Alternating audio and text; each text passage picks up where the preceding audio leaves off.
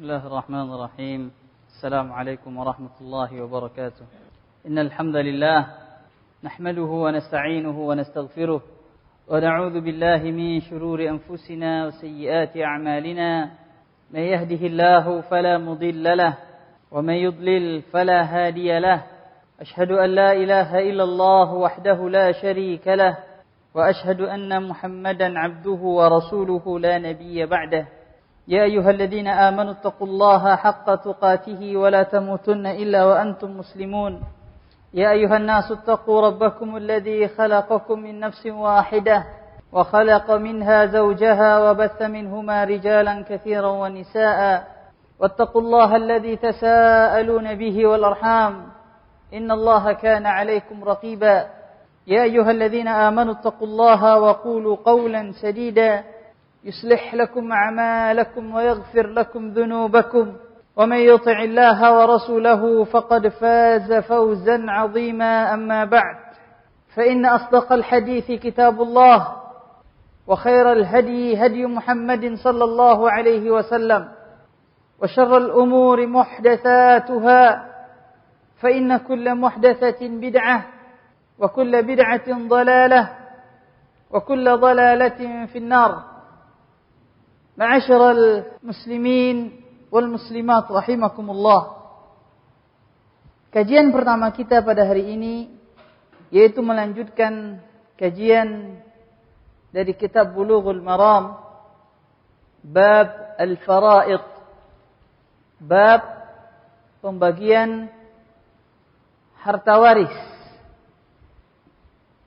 Kita telah menerangkan pada pertemuan-pertemuan sebelumnya mengenai pembagian harta waris ashabul furud yang berhak mendapatkan bagian, dan pada hari ini insyaallah kita melanjutkan hadis nomor 820, hadis yang diriwayatkan oleh al-Imam Al-Bukhari rahimahullahu taala. Saya bacakan hadisnya. وعن ابن مسعود رضي الله عنه في بنت وبنت ابن وأخت قضى النبي صلى الله عليه وسلم لابنة النصف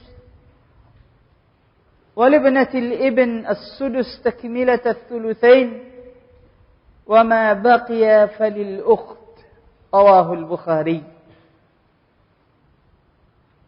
Hadis ini melalui jalan sahabat yang mulia Ibnu Mas'ud marfu'an.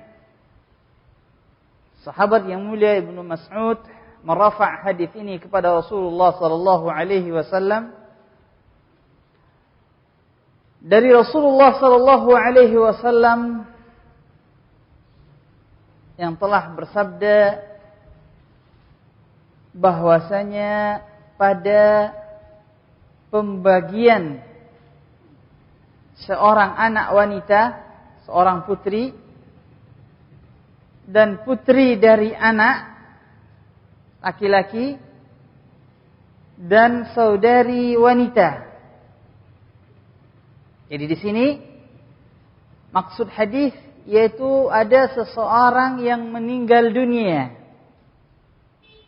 Seseorang yang meninggal dunia dan dia cuma meninggalkan 3 orang dari kerabatnya, dari keluarganya yang berhak mendapatkan harta waris. Jadi ada 3 orang meninggal, ada tiga orang yang ditinggal oleh seseorang. Dia cuma meninggalkan anak perempuan 1 orang, kemudian meninggalkan cucu perempuan dari anak laki-lakinya. Jadi anak laki-lakinya sudah meninggal, yang hidup cuma cucu wanita 1 orang dari anak laki-laki, dan yang ketiga dia meninggalkan saudari perempuan. Jadi jika kondisi seperti ini, berapa bagian masing-masing? Jika seperti ini, berapa bagian masing-masing? Rasulullah sallallahu alaihi wasallam menentukan anak perempuan dari mayit yang telah meninggal dunia mendapatkan an-nis, setengah. Anak perempuan mendapatkan setengah. Dan cucu perempuan dari pihak anak laki-laki mendapatkan 1/6 penyempurnaan dari 2/3. Dan sisanya buat saudari perempuan mayat tersebut. Sisanya milik mayat, milik saudara perempuan daripada seorang yang telah wafat tersebut.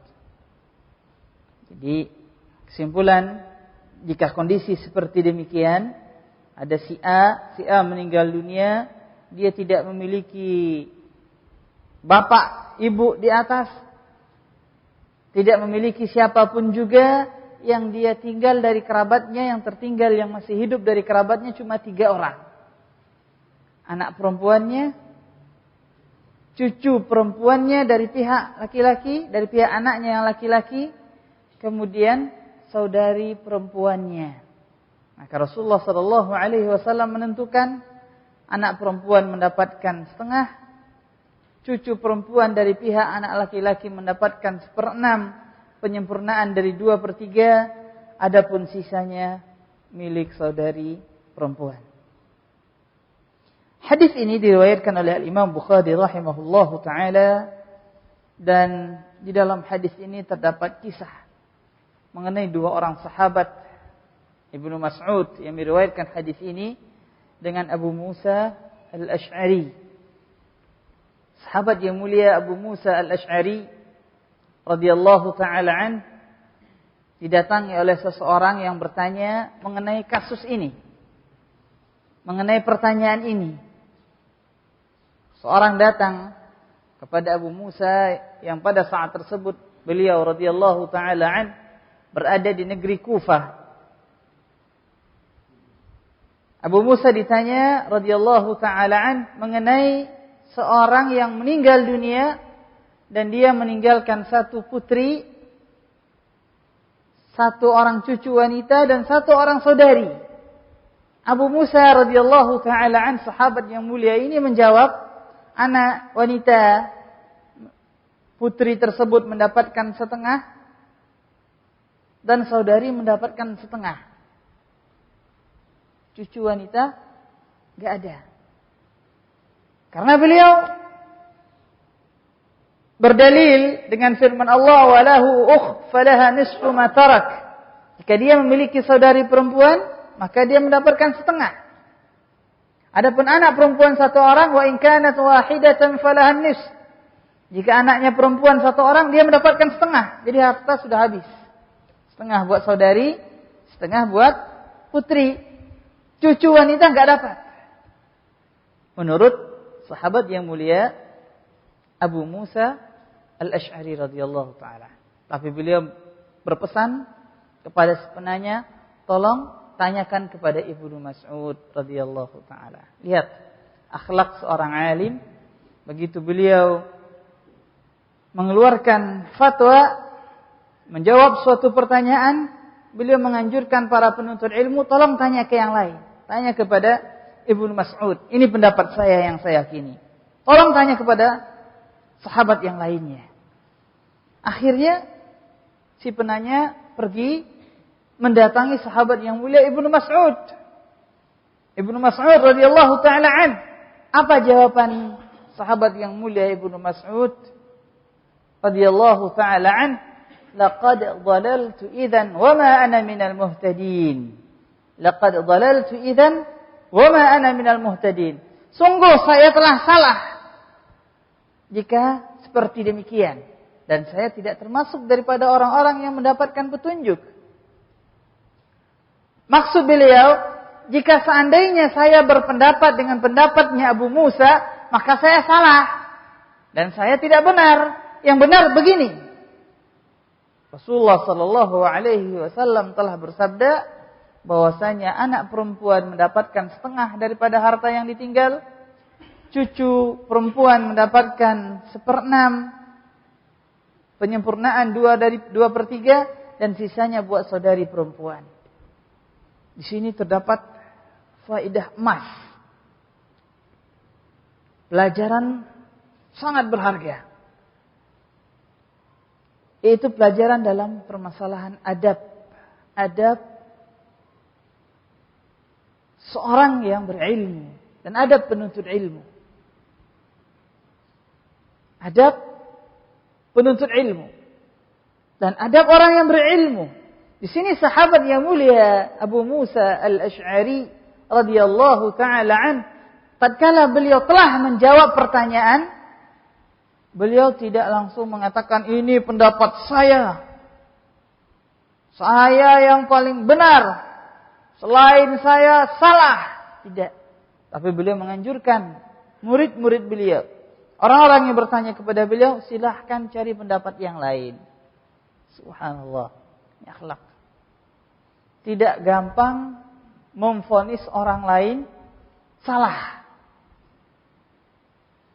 Tidak gampang memvonis orang lain bodoh. Ini akhlak. Akhlak para sahabat. Beliau menghargai orang lain. Menghargai orang lain. Menghargai ulama lainnya. Walaupun beliau termasuk para ulama dari kalangan para sahabat. Abu Musa termasuk ulama dari kalangan sahabat.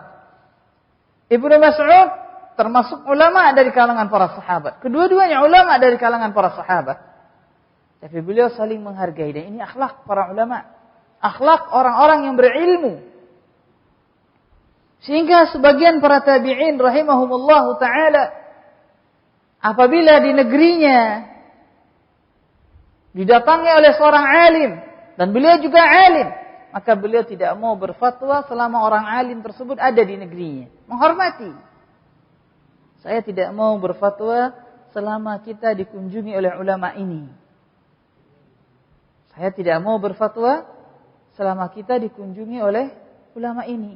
Jadi begitu mereka duduk dalam suatu majlis, mereka tidak memperlihatkan, wah saya hebat. Dalam berbicara dia memperlihatkan kepandaiannya, memperlihatkan bahwasanya dia berilmu. Tidak, ini adalah akhlak orang-orang yang sombong. Mereka malah menahan dirinya. Menahan dirinya. Apabila ada pertanyaan, selama yang lain bisa menjawab, silahkan yang lain bisa menjawab. Kalau seandainya yang lain tidak bisa menjawab, barulah mereka menjawab dengan adab. Bukan malah memperlihatkan dirinya lah yang paling berilmu. Karena pada hakikatnya menjawab pertanyaan seseorang, di samping akan mendapatkan pahala, tapi dia juga diancam dengan dosa. Salah menjawab, menghalalkan apa yang diharamkan oleh Allah, atau mengharamkan apa yang dihalalkan oleh Allah, bisa menyebabkan dosa dan kemaksiatan. Tidak sebagian yang kita lihat, begitu ngumpul antara rekan-rekan sejawatnya, ngumpul di hadapan orang ramai, ingin memperlihatkan bahwasanya dirinya lah yang paling berilmu, dirinya lah yang paling senior, yang paling lama menuntut ilmu. Tidak. Ini adab yang penting. Ini adab yang pertama. Adab dari sahabat yang mulia Abu Musa al-Asy'ari radhiyallahu taala. Begitu juga adab dari Ibnu Mas'ud radhiyallahu taala. Sahabat yang mulia Ibnu Mas'ud radhiyallahu taala an, tatkala beliau diminta pendapat beliau dan beliau melihat pendapat sahabat yang mulia Abu Musa al-Asy'ari salah, beliau tidak mengatakan Abu Musa al-Asy'ari telah salah. Beliau tidak mendapatkan petunjuk, beliau bodoh, beliau bahlul, tidak. Tapi beliau menisbatkan kesalahan pada dirinya. Saya salah jika saya berpendapat seperti demikian. Lihat adab. Beliau mengatakan qad dalaltu idzan wa ma ana minal muhtadin. Saya salah jika seandainya demikian pendapat saya, dan saya tidak termasuk daripada orang-orang yang mendapatkan petunjuk. Jadi beliau menisbatkan kesalahan pada dirinya, walaupun yang beliau maksud pendapat Abu Musa salah. Pendapat Abu Musa keliru radhiyallahu taala. Itu yang beliau maksud, tapi beliau malah membalikkan kesalahan pada dirinya dengan bahasa dan ungkapan yang indah. Saya salah jika berpendapat demikian. Lihat ya ikhwan, adab. Adab seorang yang berilmu. Begitu juga kita, apabila kita dalam keseharian kita condong kepada pendapat yang mana pendapat tersebut berseberangan dengan pendapat seorang alim, dengan pendapat seorang imam, dan itu wajar, maka kita katakan bahwasanya yang benar Allah Ta'ala alam begini dan begini dan begitu. Kita jaga adab. Ini penting karena ditemukan sebagian para penuntut ilmu, sebagian para ustadz, sebagian daripada para da'i, apabila dia berpendapat dengan pendapat yang berseberangan dengan pendapat seorang imam, pendapat Imam Syafi'i, Imam Maliki, Imam Hanafi, Imam Hambali, pendapat seorang tabi'in, dan pendapat seorang ulama mu'asirin, Syekh bin Baz, Syekh Albani, dengan gampangnya dia mengatakan, ini Syekh Albani di sini salah besar, Syekh bin Baz di sini salah besar. Dia tidak tahu ini hadis. Tidak, bukan seperti itu caranya. Walaupun mereka salah, walaupun mereka salah, tapi kita terangkan dengan cara yang benar, dengan adab yang benar, adab dan tidak menimbulkan tanfirun nas. Tidak menimbulkan manusia lari meninggalkan seorang alim, seorang imam disebabkan satu kesalahannya. Imam Syafi'i rahimahullahu taala berpendapat A karena beliau tidak tahu suatu hadis umpama, maka pada saat tersebut kita katakan yang benar ini hadis. Jangan kita mengatakan wah Imam Syafi'i ini hadis ini dia enggak tahu, mungkin enggak baca atau suka. Tidak. Bukan seperti demikian. Akhlak seperti ini. Karena bisa jadi timbul mudarat yang besar bagi para penuntut ilmu. Seorang penuntut ilmu begitu tahu Imam Syafi'i salah pada suatu permasalahan, langsung membenci Imam Syafi'i. Wah, Imam Syafi'i hadis ini aja nggak tahu. Saya baru ngaji 2 bulan yang lalu, udah tahu ini hadis. Akhirnya timbul kebencian kepada Imam Syafi'i. Tidak. Manusia tidak ada yang sempurna. Para sahabat Rasulullah, ada hadis Rasul yang mereka tidak ketahui. Di antara para sahabat ada yang tidak mengetahui hadis Rasul, dan hadis tersebut diketahui oleh sahabat yang lainnya. Apalagi para ulama, apalagi kita. Nas'alullah as-salamata wal afiyah. Hadis selanjutnya, hadis nomor 821. وعن عمران بن حسين رضي الله عنه قال جاء رجل إلى النبي صلى الله عليه وسلم فقال إن ابن ابني مات فما لي من ميراثه فقال لك السدس فلما ولى دعاه فقال لك سدس آخر فلما ولى دعاه فقال إن السدس الآخر طعمه رواه أحمد والأربعة وصححه الترمذي وهو من رواية الحسن البصري عن عمران وقيل إنه لم يسمع منه. Hadis diriwayatkan oleh Imam Ahmad dan Arba'ah. Diriwayatkan oleh Imam Ahmad dan 4. Siapa mereka yang 4? Apabila dikatakan riwayat Imam Ahmad dan 4, maka siapa mereka yang 4? Yaitu Imam Abu Daud, Imam Tirmidzi, Imam Nasa'i dan Imam Ibnu Majah. Dan hadis ini dinyatakan sahih oleh Al-Imam At-Tirmidzi rahimahullahu taala. Imam Tirmidzi mengatakan hadza haditsun hasanun sahih. Dan kita pernah menerangkan bahwasanya pentashihan pernyataan sahih oleh Al-Imam At-Tirmidzi rahimahullah adalah pentashihan yang butuh dikoreksi ulang oleh para ulama, karena beliau kadang di dalam mensahihkan beliau jatuh kepada tasahul rahimahullah taala, yaitu menggampang-gampangkan di dalam mensahihkan.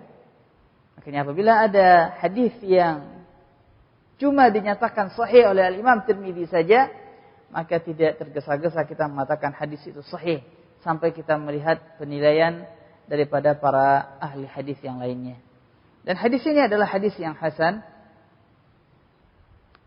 sebagaimana yang dinyatakan oleh Imam Tirmidzi, dan penilaian beliau benar di sini,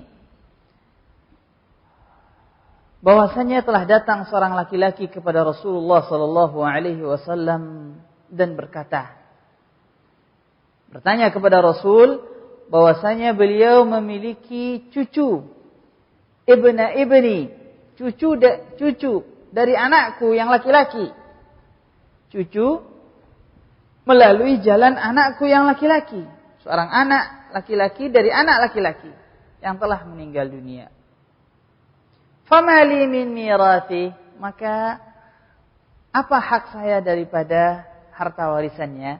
Jadi di sini sang kakek bertanya kepada Rasulullah mengenai harta yang ditinggal oleh cucunya. Ini dia bentuk di sini. Sang kakek bertanya kepada Rasulullah sallallahu alaihi wasallam mengenai harta yang ditinggal cucunya. Rasulullah sallallahu alaihi wasallam menjawab, sang kakek mendapatkan as-sudus, 1/6. Tatkala si penanya tersebut radhiyallahu taala an pergi, Rasulullah panggil. Kemudian Rasulullah bersabda kepada beliau, laka sudusun akhar, engkau mendapat 1/6 lagi. Kemudian beliau pergi lagi dan dipanggil lagi oleh Rasulullah. Dan Rasulullah berkata, inna sudusal akhar tu'mah. Sungguhnya 1/6 lagi tersebut, dia adalah tu'mah. Dia adalah tambahan daripada hak kamu, daripada jatahmu. Jadi sang kakek tersebut mendapatkan 1/6 daripada harta yang ditinggal dan 1/6 lagi. Adapun yang 1/6 lagi tersebut, dia adalah tambahan daripada jatah yang dia merupakan miliknya. Bagaimana ini kondisinya? Di sini ada butuh keterangan. Siapa yang hidup, siapa yang meninggal? Di sini ada 2 gambaran. Gambaran yang pertama, yaitu ada seseorang yang meninggal dan dia meninggalkan kakek, bapak dari bapaknya. Si A meninggal, kakeknya masih hidup, bapak dari bapaknya. Kemudian si A yang meninggal tersebut memiliki 2 orang saudari. Maka 2 orang saudari tersebut mendapatkan 2/3 dan si kakek mendapatkan 1/6 jatahnya, dan sisanya juga milik kakek sebagai asabah. Ini gambaran yang pertama.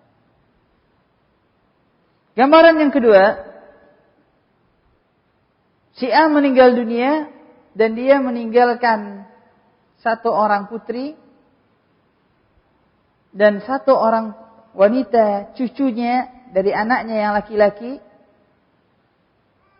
Maka pada saat tersebut si kakek mendapatkan 1/6 jatahnya, dan sisanya diambil juga oleh sang kakek dengan asabah.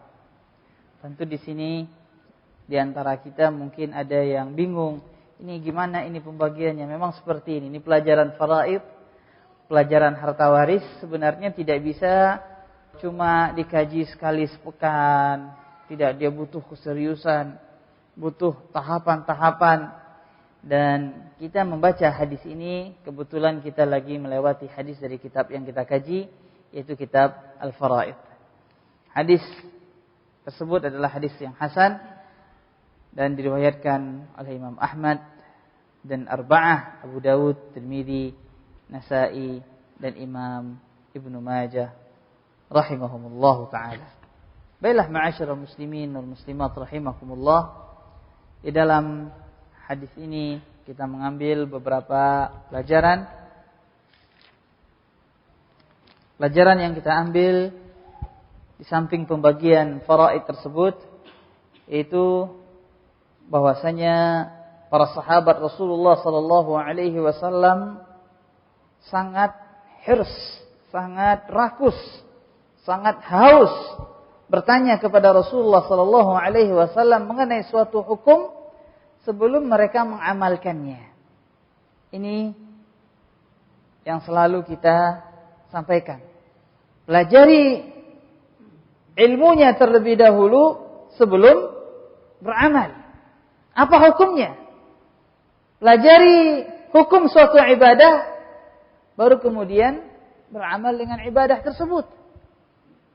Karena ibadah yang kita lakukan apabila tidak sesuai dengan tuntunan Rasulullah sallallahu alaihi wasallam, maka dia ditolak.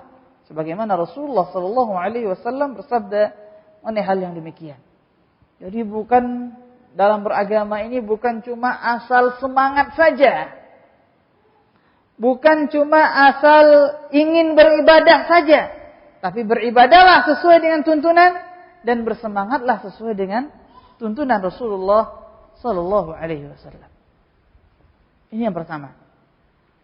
Faedah yang kedua dan terakhir, bagi seorang yang ditanya, seorang mufti, seorang yang diminta ilmunya, diminta fatwanya, apabila ditanya mengenai permasalahan pembagian, maka dia tidak dicontohkan oleh Rasulullah sallallahu alaihi wasallam untuk menanyakan mawani'nya, halangan-halangan waris.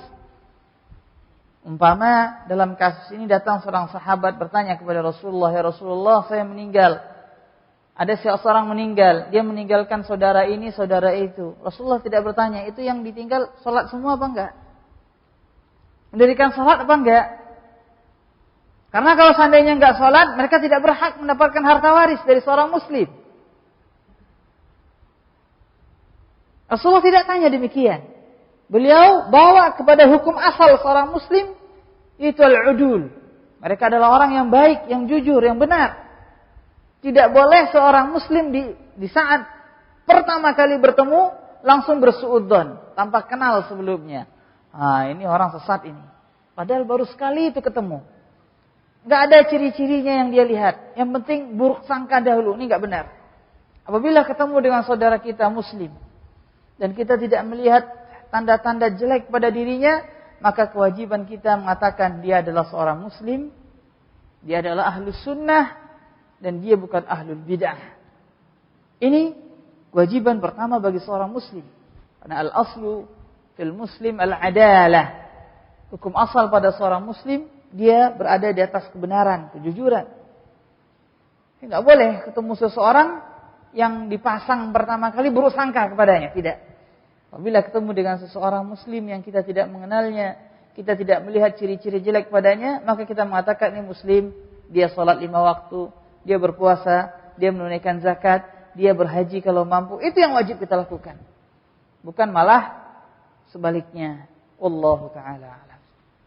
Ma'asyiral muslimin wal muslimat rahimakumullah. Ini kajian kita dari kitab Bulughul Maram dan kita beralih ke kajian kita Sahihul Bukhari. Adapun kajian dalam kitab Sahihul Bukhari, maka kita telah menyelesaikan kitab Mawaqitis Shalah, pembahasan waktu-waktu salat, dan insyaallah pada hari ini kita masuk kepada pembahasan azan. Hadis yang ke-603.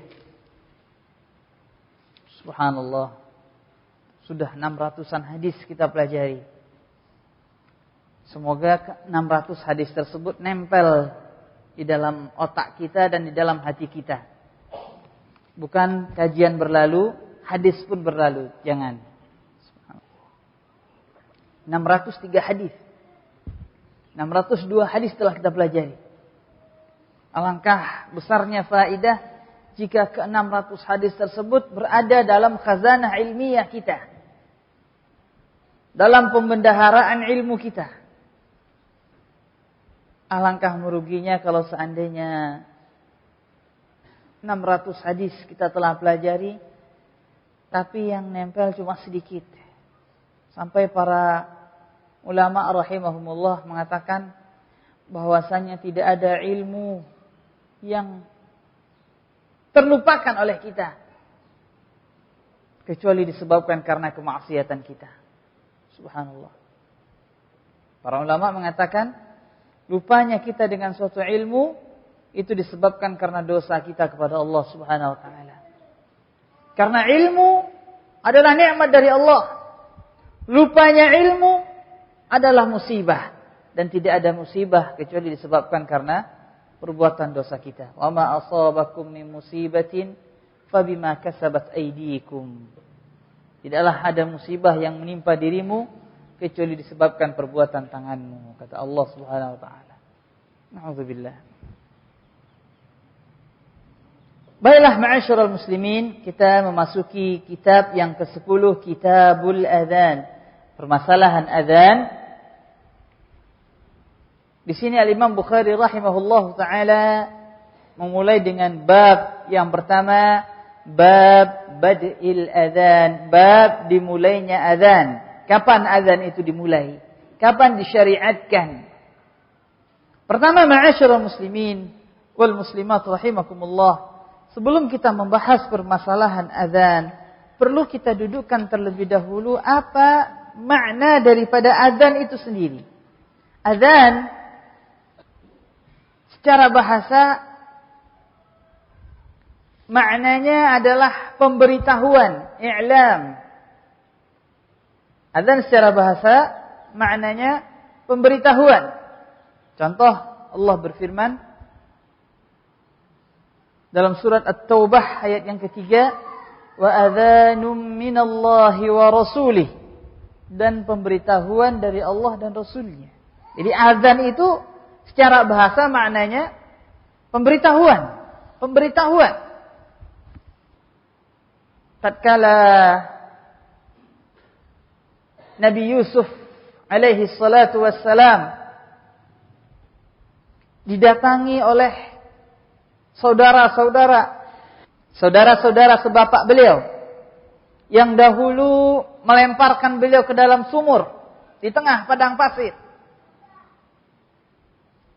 Sehingga tatkala Nabi Yusuf telah dimuliakan oleh Allah, diangkat menjadi bendaharawan negara, menteri keuangan kalau dalam istilah kita. Tatkala Nabi Yusuf alaihi salatu wassalam telah menjadi seorang bangsawan, saudara-saudara sebapak beliau datang meminta bantuan kepada Nabi Yusuf di musim paceklik yang panjang. Nabi Yusuf alaihi salatu wassalam ingin menahan saudara kandungnya. Ingin menahan saudara kandungnya. Lalu Nabi Yusuf alaihi salatu wassalam membuat suatu cara.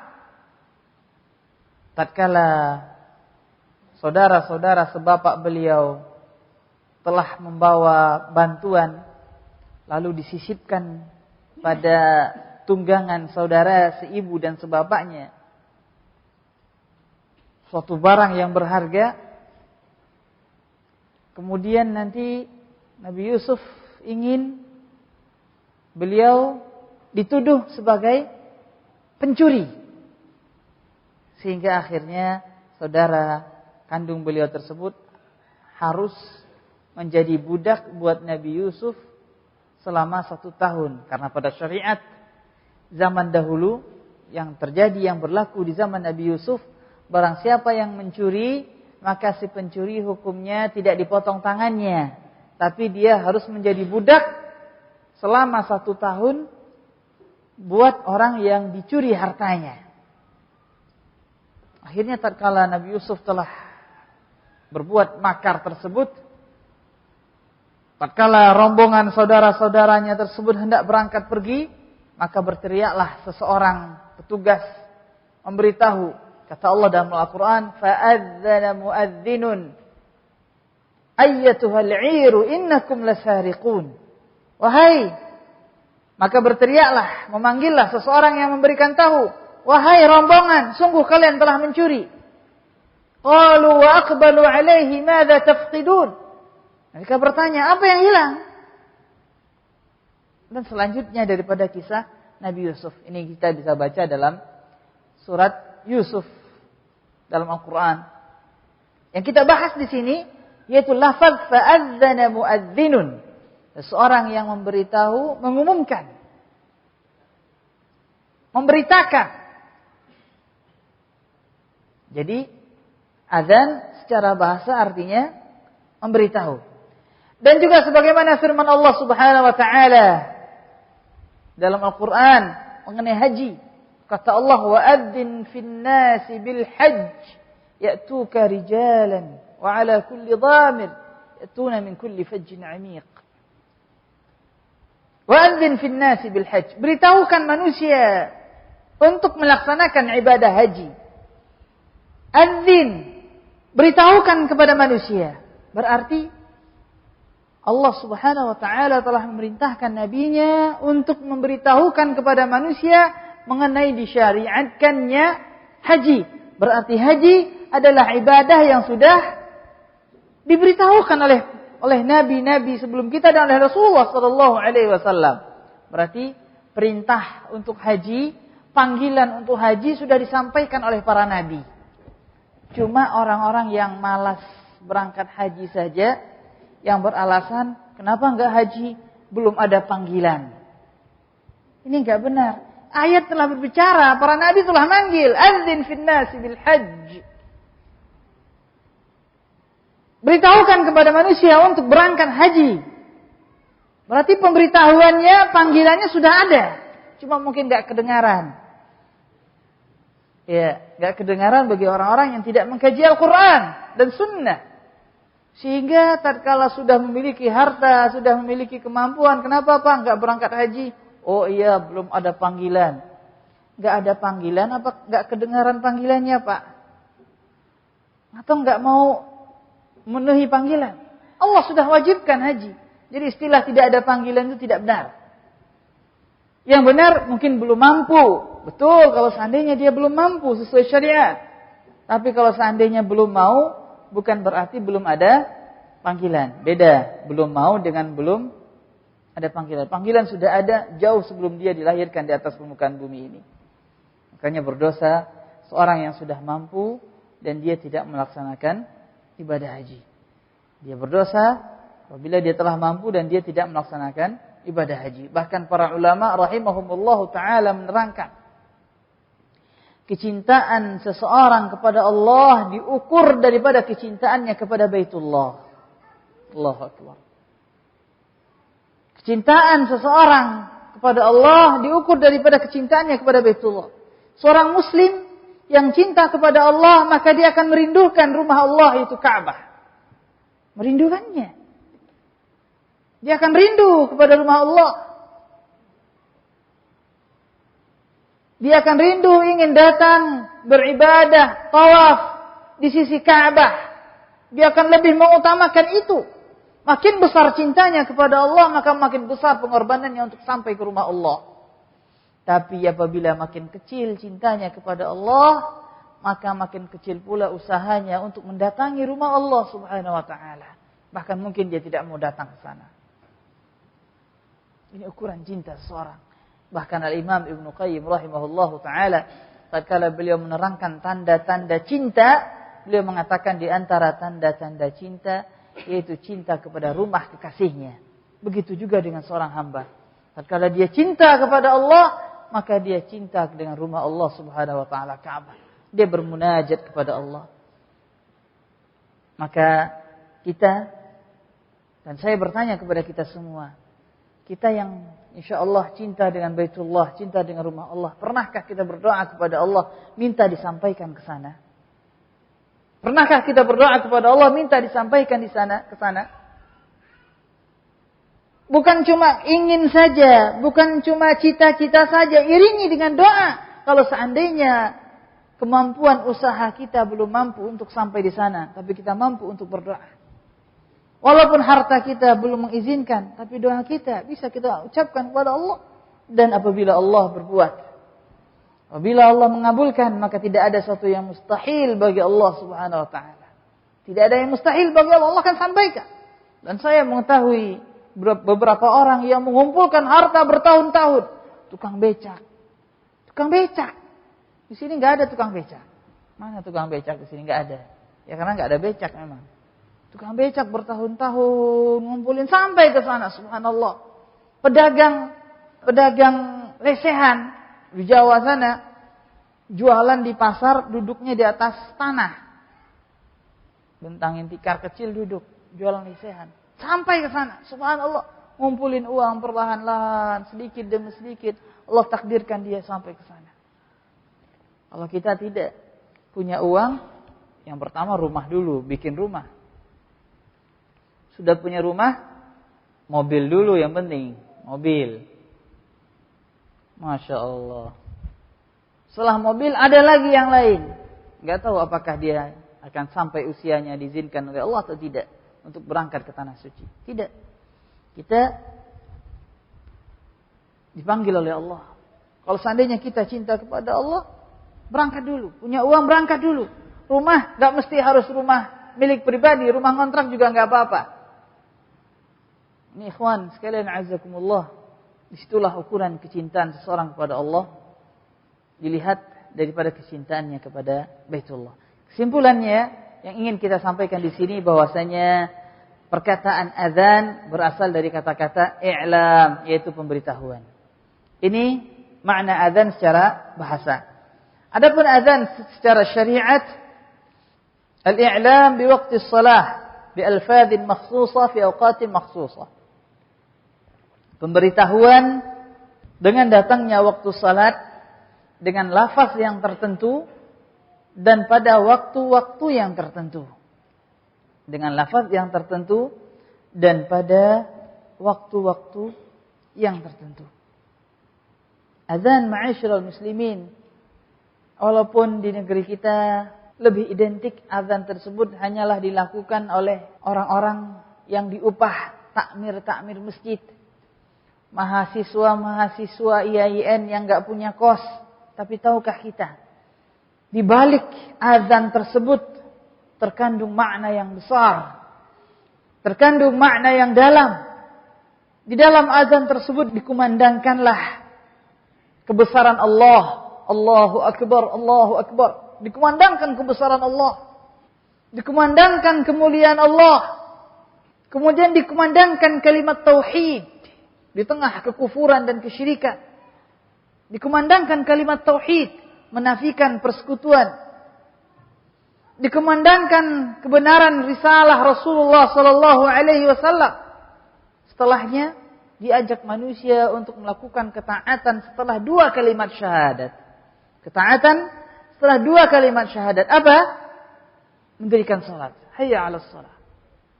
Dan diterangkan bahwasanya kebahagiaan ada pada mendirikan salat. Allahu Akbar. Hayya 'alal falah. Mari menuju keberuntungan. Dengan mendirikan salat, keberuntungan dicapai. Makanya awal kali hisab yang akan dihisab pada hari kiamat adalah salat seorang hamba. Apabila dia mendirikannya dengan sebenar-benarnya, maka beruntunglah dia di akhiratnya. Kemudian diulangi lagi kalimat tauhid dan di sanalah terdapat kemuliaan azan. Azan adalah suatu hal yang mulia. Azan adalah suatu hal yang mudah diperbuat dan banyak yang mampu melakukannya, akan tetapi di balik itu semua terkandung hikmah yang besar, terkandung mengumandangkan kalimat yang agung, kalimat yang ringan dalam lisan tapi berat dalam timbangan. Makanya ma'asyiral muslimin, sangat besar janji Allah Subhanahu wa taala fadilah bagi seorang yang melantunkan azan, yang diantaranya insyaallah akan kita sampaikan nantinya. Kita masuk kepada bab yang pertama, bab bad'il azan. Bab dimulainya azan. Kapan dimulai azan? Sebelum menyebutkan hadis yang pertama di dalam bab ini, Al-Imam Bukhari rahimahullahu taala menyebutkan firman Allah dalam surat Al-Maidah ayat yang ke-58. Allah Subhanahu wa taala berfirman, "Wa idza nadaitum ila as-salati ittakhaduha huzwan wa la'iba, dzalika bi annahum qaumun la ya'qilun." Apabila kamu menyeru untuk melaksanakan salat, mereka menjadikannya senda gurau dan permainan. Yang demikian disebabkan karena mereka adalah kaum yang tidak berakal. Di sini ma'asyiral muslimin, bahwasanya tatkala Rasulullah sallallahu alaihi wasallam di Mekah, beliau mendirikan salat, pada saat tersebut tidak ada azan. Jadi para sahabat Rasulullah sallallahu alaihi wasallam begitu datang waktu salat, mereka datang ke masjid, mereka datang melaksanakan salat. Mereka menunggu waktu salat, tidak ada azan dikumandangkan. Begitu mereka di Madinah, disyariatkanlah azan. Jadi azan disyariatkan setelah Rasulullah berada di kota Madinah. 3 tahun atau 4 tahun setelah azan, setelah salat disyariatkan. Begitu azan dikumandangkan pertama kalinya, orang-orang Yahudi mengolok-olok Rasulullah sallallahu alaihi wasallam. Ittakhaduha huzwa wa la'iba. Mereka memperolok-olokkannya, dijadikan bahan gurauan, dihina. Dan ini ciri-ciri orang Yahudi sampai sekarang ini. Mereka paling panas hatinya apabila mereka mendengar azan dikumandangkan. Kenapa? Ya, karena azan adalah syiar yang besar yang diagungkan. Kenapa orang Yahudi panas apabila azan dikumandangkan? Karena mereka selalu dibikin iri 5 kali dalam sehari semalam. Ibadah mereka kan cuma sekali sepekan atau beberapa kali. Kalau umat Islam, tiap sebentar udah azan lagi. Sebentar udah azan lagi. Bentar udah azan lagi. Itu penyebab panasnya. Bisa jadi mereka panas karena imamnya kepanasan apabila mendengar azan dan lari kabur sampai keluar kentutnya, yaitu syaitan. Syaitan laknatullah apabila mendengar azan, sebagaimana sabda Rasulullah, dia akan lari terbirit-birit sampai mengeluarkan kentutnya. Sampai kata para ulama, sampai azan tersebut tidak terdengar karena suara kentutnya. Na'udzubillah. Itu orang Yahudi. Begitu juga orang-orang Nasara dan orang-orang munafikin. Dan begitu juga orang-orang yang di dalam dirinya ada penyakit. Merasa resah apabila azan dikumandangkan. Ada seorang Muslim yang kadang nggak betah apabila mendengar azan, resah, merasa terganggu, sehingga mendatangi masjid, marahin, itu masjid, tolong corong suaranya, speakernya jangan dihadapin ke rumah saya, terganggu saya. Ada, subhanallah. Padahal umat Islam begitu mendengar azan, berseri-seri hatinya, dia merasakan kenikmatan, ya Allah, saya datangi panggilanmu. Sehingga salah seorang sahabat Rasulullah sallallahu alaihi wasallam, tatkala azan dikumandangkan, beliau berwudu, di saat berwudu kedengaran suara berdetak. Berdetak tulangnya. Ditanya, ini suara apa? Ini ada suara tulang saya yang bergemuruh karena saking cintanya kepada Allah, ingin menghadap kepada Allah Subhanahu wa taala. Ini baru berwudu, gimana salatnya? Sahabat yang mulia Ibnu Mas'ud, beliau apabila salat, apabila beliau sujud, orang menyangka itu adalah seonggok pakaian dan bukan jasad manusia. Saking lama dan saking khusyuknya sujud beliau radhiyallahu taala an. Merasakan kenikmatan dengan salat, dengan azan.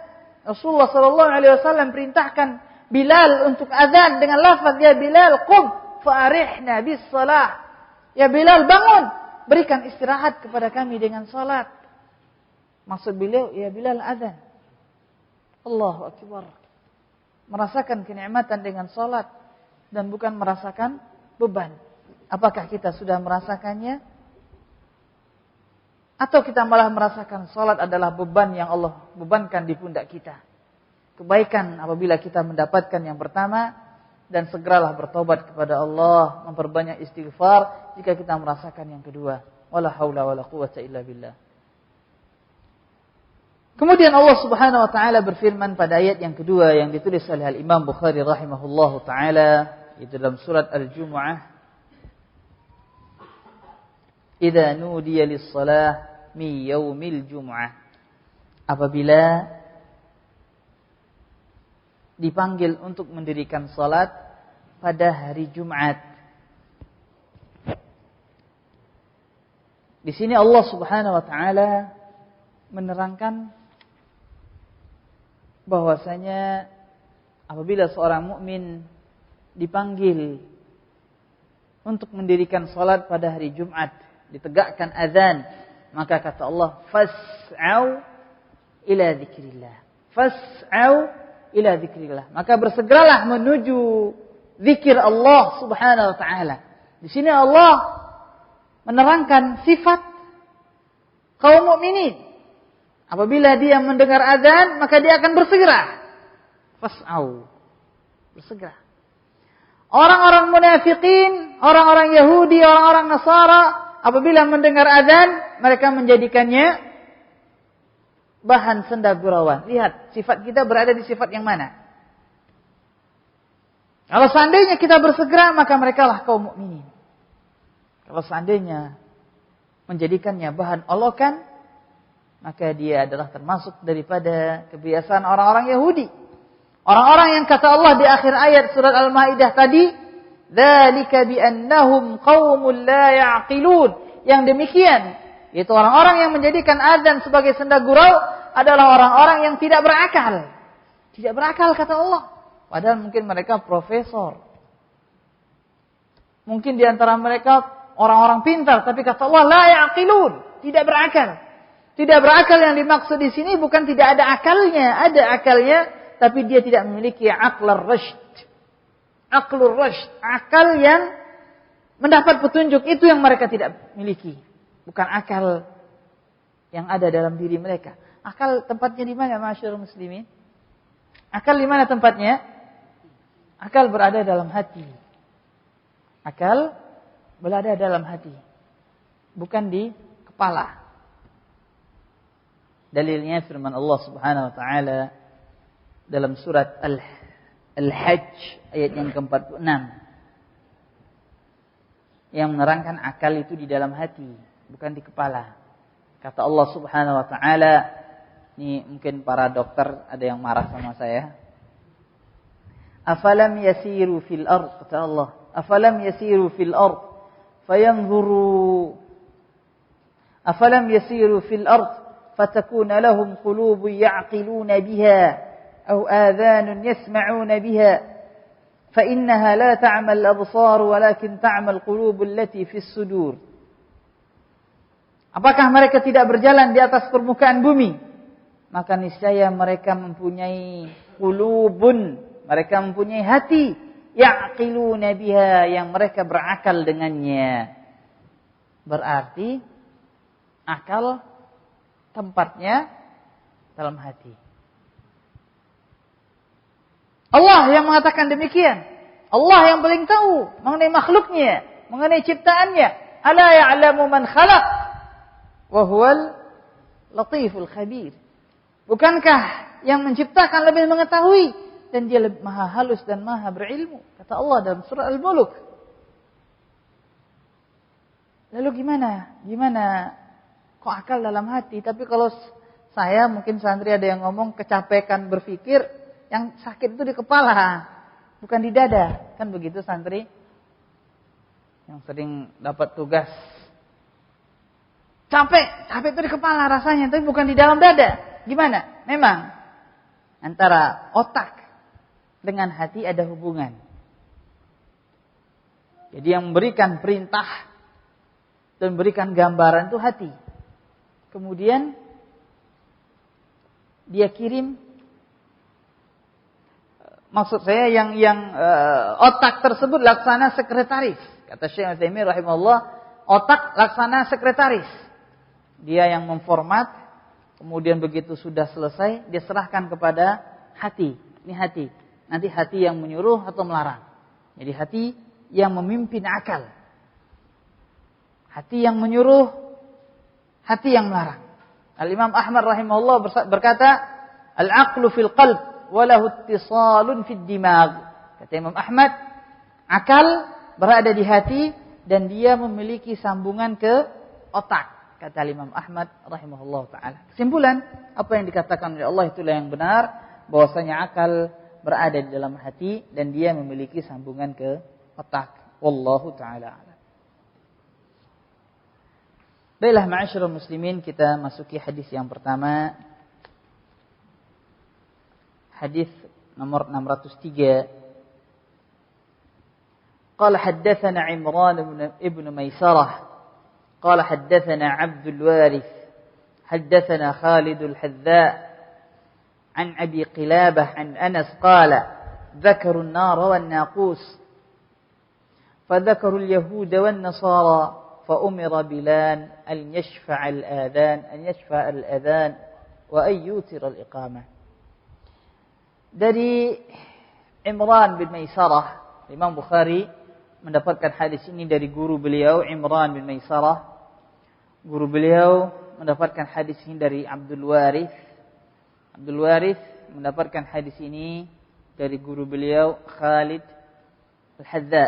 Khalid Al-Hadza salah seorang imam dari tabi'in, seorang imam, dan juga beliau adalah salah seorang yang memiliki profesi tukang sepatu.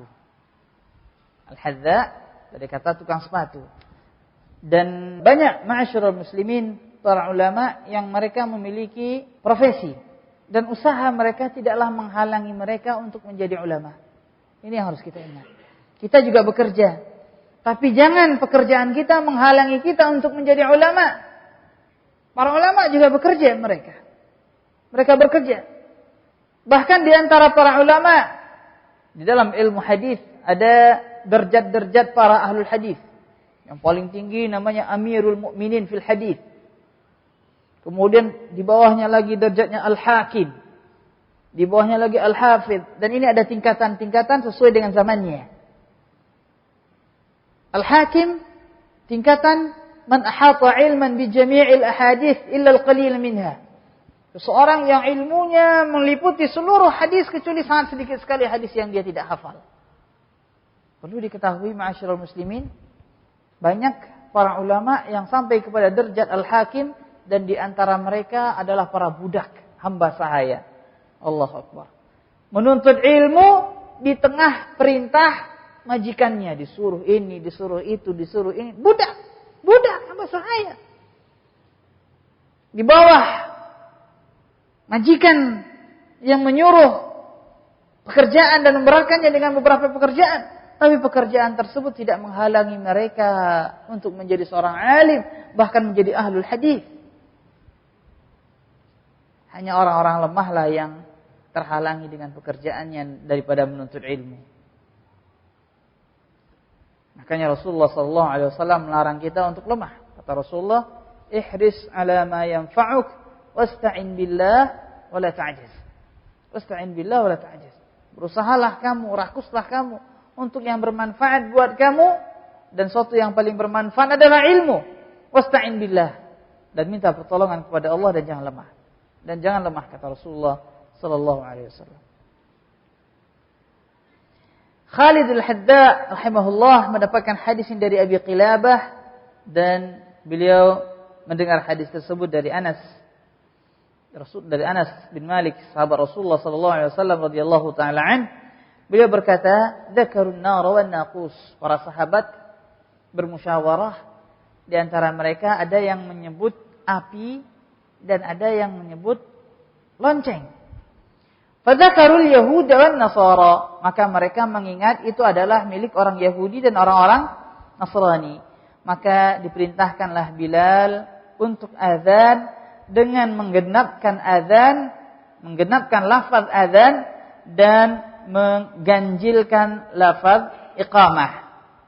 Ini hadis nomor 603. Kita terangkan nanti insyaallah setelah kita memasuki hadis 604. قال حدثنا محمود بن غيلان قال حدثنا عبد الرزاق قال أخبرنا ابن جريج قال أخبرنا نافع أن ابن عمر رضي الله تعالى عنهما كان يقول كان المسلمون حين قدموا المدينة يجتمعون فيتحينون الصلاة حتى ليس ينادى لها فتكلموا يوما في ذلك فقال بعدهم اتخذوا ناقوسا مثل ناقوس النصارى وقال بعضهم بل بوقا مثل بوق قرن اليهود فقال عمر أولا تبعثون رجلا ينادي بالصلاة فقال رسول الله صلى الله عليه وسلم يا بلال قم فنادي بالصلاة. Dari sahabat yang mulia Ibnu Umar radhiyallahu taala anhuma, beliau berkata, bahwasanya kaum muslimin tatkala mereka datang ke kota Madinah, mereka berkumpul dan menanti-nanti waktu salat, dan pada saat tersebut salat tidak ada yang mengumumkannya.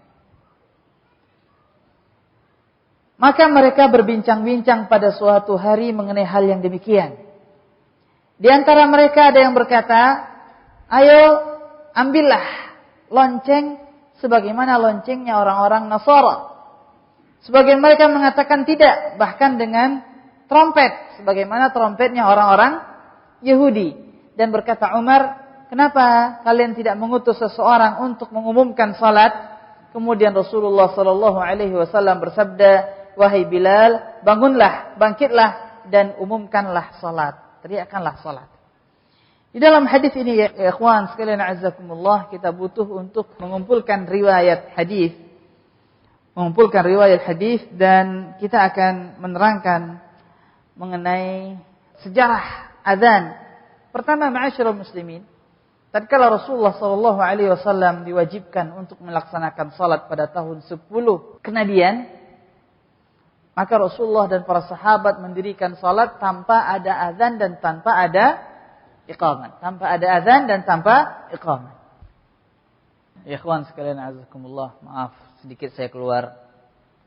Hendaklah kita selalu mengingat firman Allah. Allah berfirman, "May yuridillahu an yahdiyahu yashrah sadrahu lil Islam." Barang siapa yang Allah ingin memberikan petunjuk kepadanya, maka Allah akan lapangkan dadanya untuk Islam. Allah akan lapangkan dadanya untuk Islam apabila Allah ingin memberikan petunjuk kepadanya. Allah akan lapangkan dadanya untuk menuntut ilmu Islam, membela Islam, memperjuangkan Islam, menegakkan Islam apabila Allah ingin memberikan petunjuk kepadanya.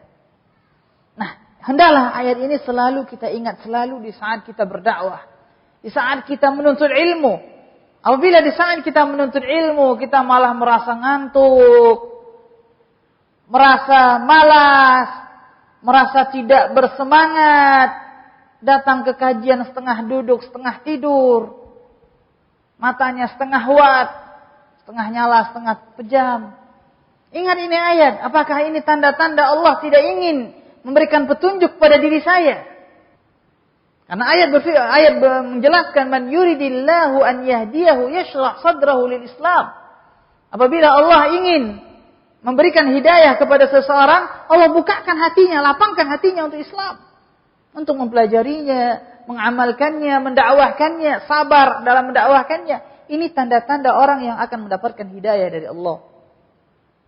Dan sebaliknya, apabila Allah ingin menyesatkan seseorang, menjauhkan seseorang dari kebaikan, apa kata Allah pada lanjutan ayat? Wa may yurid an yudillahu yaj'al sadrahu dayyiqan harajan ka'annama yas'adu fis sama'. Bila Allah ingin menyesatkannya, Allah jadikan hatinya itu sempit, sakit, seperti seseorang yang mendaki ke atas langit. Seorang mendaki, gimana rasa dada? Capek, nafas tersengal-sengal, turun naik. Begitulah orang yang ingin Allah jauhkan daripada petunjuk. Kajian yang 1 jam atau 1/4, 1 jam setengah itu terasa seperti sehari semalam rasanya. Ingat, apakah ini tanda? Katakan pada diri kita, apakah ini tanda kejelekan buat diri kita? Untuk segera kita insaf, kita sadar bahwasanya itu semua berasal dari syaitan. Ini nasihat saya, dan ini saya sampaikan kepada kita semua dan kepada diri saya sebelumnya, supaya kita sadar bahwasanya rasa malas, rasa ngantuk, tidur di dalam majlis itu adalah dari syaitan keseluruhannya. Na'udzubillah. Berasal dari syaitan. Na'udzubillah. Kemudian ya ikhwan sekalian a'azzakumullah, tatkala Rasulullah SAW hijrah ke Madinah, tatkala kaum muslimin mulai banyak jumlahnya, barulah mereka berpikir bagaimana cara mengumpulkan manusia untuk salat. Cara memberitahukan itu bagaimana? Lalu apa yang diperbuat oleh para sahabat? Apakah mereka berbuat seenaknya? Tidak. Mereka tidak mau berbuat seenaknya karena mereka tahu dalam Islam ada ajaran. Di sini kita ambil pelajaran nantinya, begitu juga dalam kehidupan sekarang.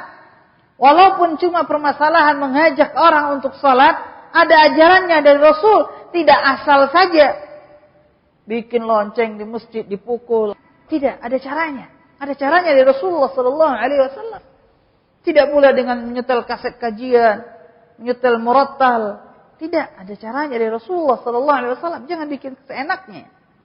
Jangan bikin seenaknya sebagaimana para sahabat tidak membuat seenaknya sampai mereka bermusyawarah dengan Rasulullah sallallahu alaihi wasallam. Pelajaran penting ambil di sini. Kemudian para sahabat Rasulullah sallallahu alaihi wasallam ada yang mengusulkan, mari kita memanggil kaum muslimin untuk salat dengan mengadakan lonceng. Pukul lonceng berarti waktu salat zuhur. Pukul lagi waktu salat asar. Pukul lagi waktu salat maghrib. Kata sahabat tidak. Ini tasyabbuh dengan orang-orang Nasara. Ini menyerupai orang-orang Nasara. Lihat, Islam menjauhi penyerupaan terhadap orang-orang kafir. Tidak. Menyerupai mereka. Pukul-pukulan di masjid. Baik lonceng. Menyerupai orang-orang Nasara. Ada yang mengatakan tiup trompet. Buk. Tidak. Ini menyerupai orang-orang Yahudi. Menyerupai orang-orang Yahudi. Ada yang mengatakan hidupkan api. Nyalakan api besar-besar. Tidak. Ini menyerupai orang-orang Majusi. Kalau sekarang tidak pakai api, pakai cahaya lampu. Di Damaskus dahulunya pada abad yang ke-7 kata Al-Hafidz Ibnu Hajar. Ada salah satu tanda menerangkan waktu imsak dengan menyalakan lampu di atas menara. Menyalakan lampu di atas menara. Tasyabbuh dengan mereka. Dan ditentang oleh Al-Hafidz Ibnu Hajar rahimahullahu ta'ala. Tidak. Berarti kesimpulannya memanggil seseorang, memanggil kaum muslimin untuk menyerukan waktu salat, dia adalah bahan yang sudah baku dan tidak bisa dibuat-buat seenaknya. Akhirnya pulanglah Rasulullah sallallahu alaihi wasallam dalam keadaan sedih dan sahabat yang mulia Abdullah ibn Zaid bin Abdi Rabbih juga beliau pulang dalam keadaan sedih disebabkan sedihnya Rasulullah. Allahu Akbar. Beliau cinta kepada Rasul. Beliau sedih karena Rasulullah pulang dalam keadaan sedih. Ini yang sepantasnya kita lakukan. Rasulullah sedih dengan bid'ah, sepantasnya kita juga sedih dengan bid'ah yang ada. Abdullah bin Zaid bin Abdi Rabbih, beliau pulang dalam keadaan sedih, maka beliau pun pulang dalam keadaan sedih. Sebagaimana hadis yang diriwayatkan oleh Imam Abu Dawud. Wa huwa muhtammun li hammi Rasulillah sallallahu alaihi wasallam. Abdullah bin Zaid pulang dalam keadaan sedih lihammi Rasulillah, karena sedihnya Rasulullah sallallahu alaihi wasallam. Sehingga akhirnya tatkala beliau tidur, beliau bermimpi. Beliau bermimpi didatangi oleh dua orang yang memakai pakaian yang berwarna hijau. Satu di antaranya membawa lonceng di tangannya. Yang satunya lagi menegur, wahai hamba Allah, kau jual lonceng emangnya? Attabi' hadzal naqus. Kamu menjual lonceng? Dia menjawab tidak. Lalu untuk apa? Lonceng ini untuk manggil orang salat. Kemudian kata temannya tersebut dalam mimpi Abdullah bin Zaid radhiyallahu taala an, afala adulluka ala ma huwa khairun min dzalik? Maukah kamu saya tunjukkan yang lebih baik daripada itu semua? Dia jawab mau. Pembicaraan dua orang dalam mimpinya. Kemudian diajarkanlah lafaz azan. Allahu Akbar, Allahu Akbar, Allahu Akbar, Allahu Akbar, asyhadu la ilaha illallah, asyhadu la ilaha, dan seterusnya. Di dalam mimpi tersebut tampak dua orang, yang satu mengajarkan azan kepada yang lainnya. Begitu selesai azan, kemudian yang satu tersebut mundur ke belakang, yang mengajarkan azan mundur ke belakang, kemudian dia mengucapkan lafaz iqamah. Diambil faedah di sana dan insyaallah kita akan sampaikan bahwasanya seseorang yang iqamah disunnahkan dia mundur ke belakang dari tempat azannya. Kemudian ma'asyiral muslimin wal muslimat rahimakumullah, tatkala beliau paginya mendatangi Rasulullah sallallahu alaihi wasallam dan menceritakan mimpi beliau tersebut, kemudian Rasulullah sallallahu alaihi wasallam menanggapi mimpi sahabatnya tersebut seraya beliau bersabda, "Innaha la ru'ya haqqun insyaallah." Sungguhnya dia adalah mimpi yang benar insyaallah. Kemudian Rasulullah sallallahu alaihi wasallam perintahkan, "Ya Bilal, adzan." Ucapkan lafaz ini dan adzanlah Bilal. Kemudian datang Umar radhiyallahu taala an dalam satu riwayat. Begitu mendengar Bilal melantunkan adzan, beliau keluar dari rumahnya dengan tergesa-gesa sambil menyeret sorbannya dan mengatakan kepada Rasulullah, "Sungguh ya Rasulullah, saya juga pernah bermimpi sebagaimana mimpi yang dialami oleh Abdullah bin Zaid ibn Abdi Rabbi." Ma'asyiral muslimin wal muslimat rahimakumullah, di dalam hadis ini terdapat pelajaran bahwasanya dalam permasalahan memanggil kaum muslimin untuk salat telah ada ajarannya dari Rasulullah sallallahu alaihi wasallam. Tidak dengan menabuh lonceng, tidak dengan menabuh beduk, tidak dengan meniup trompet, tidak dengan menyalakan api dan yang sejenisnya, dan tidak dengan cara apapun juga, tidak dengan menyetel murattal di masjid, dan tidak dengan cara yang lain, tapi dengan mengumandangkan azan, dan dia adalah salah satu ajaran yang telah baku, yang telah diajarkan oleh Rasulullah SAW. Para sahabat meninggalkan cara lainnya. Padahal di zaman mereka tidak ada mikrofon, tidak ada yang lain. Mereka meninggalkan cara yang lainnya, dan mereka meniti jalan yang telah ditempuh oleh Rasulullah SAW dan para sahabatnya. Maka tempuhlah apa yang telah diperbuat oleh Rasulullah sallallahu alaihi wasallam, dan pada jalan mereka lah kita diperintahkan untuk mengikutinya. Ma'asyiral muslimin wal muslimat rahimakumullah, sampailah kita kepada pembahasan keutamaan azan dalam rangka mendorong hati kita untuk tidak meremehkan ibadah yang mulia ini, ibadah yang agung ini. Sungguh Rasulullah sallallahu alaihi wasallam bersabda, maka dengarkanlah sabda Rasulullah sallallahu alaihi wasallam dalam hadis yang diriwayatkan oleh Imam Ahmad dan Imam Tabrani dan disahihkan oleh Syekh Albani dalam Sahihut Targhib. Kata Rasulullah sallallahu alaihi wasallam, "Yughfar lil muadzin muntaha adhanih wa yastaghfiru lahu kullu ratabin wa yabisin sami'ah." Allah mengampunkan dosa seorang muadzin sepanjang suara azannya. Allah ampunkan dosanya. Dan setiap yang kering dan basah yang mendengarkan azannya akan memohon ampun buat dirinya. Sesuai dengan kebesaran Allah. Dilewati oleh batu, maka batu tersebut beristighfar, minta ampun kepada Allah. Ya Allah, ampunkanlah dosa muadzin ini. Dilewati oleh daun, ya Allah, daun tersebut berdoa, ya Allah, ampunkanlah dosa muadzin ini. Subhanallah. Besar.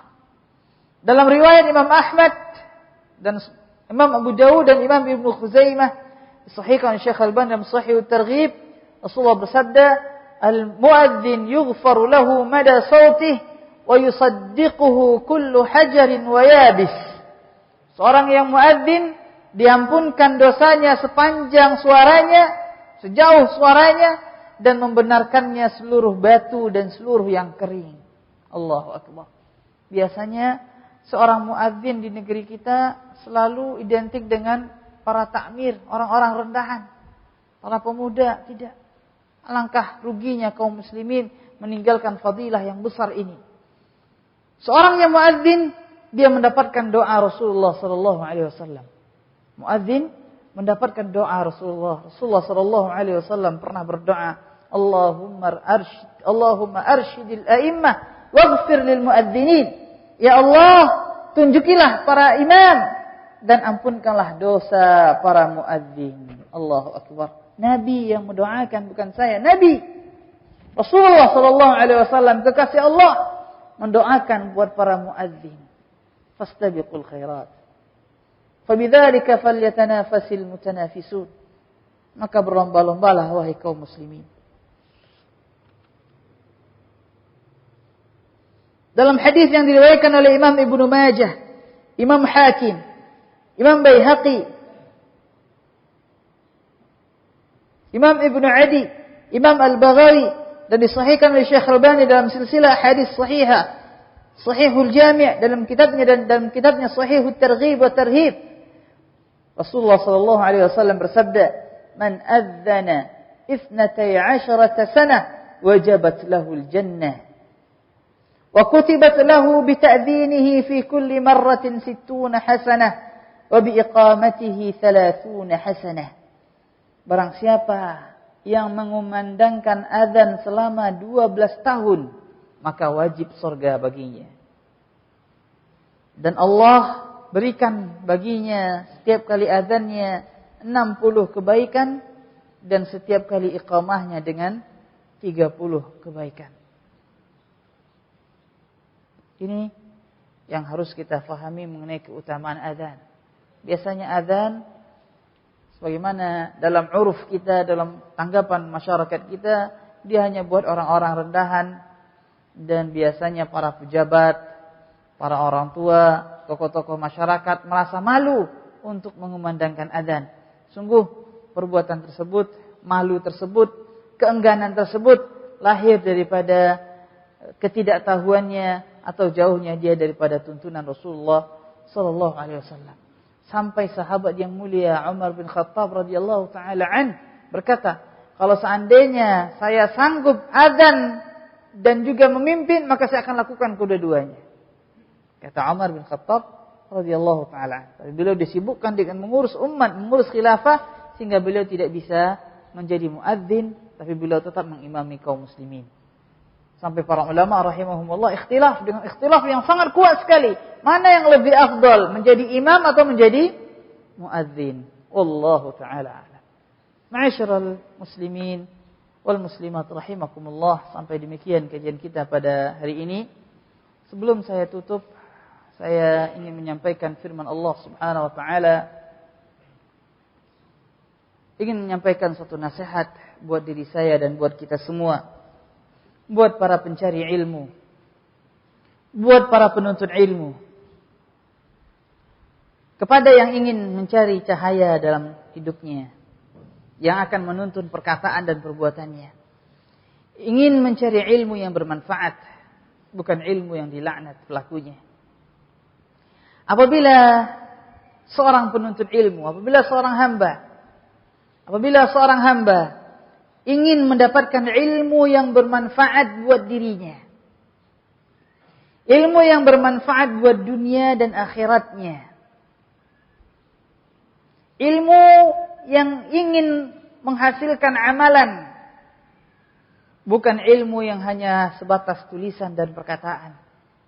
Apabila seseorang ingin mendapatkan ilmu yang bermanfaat, maka hendaklah dia takut kepada Allah Subhanahu wa taala pada setiap perkataan dan perbuatannya. Hendaklah seorang penuntut ilmu takut kepada Allah pada setiap perkataan dan perbuatannya, meninggalkan dosa dan kemaksiatan.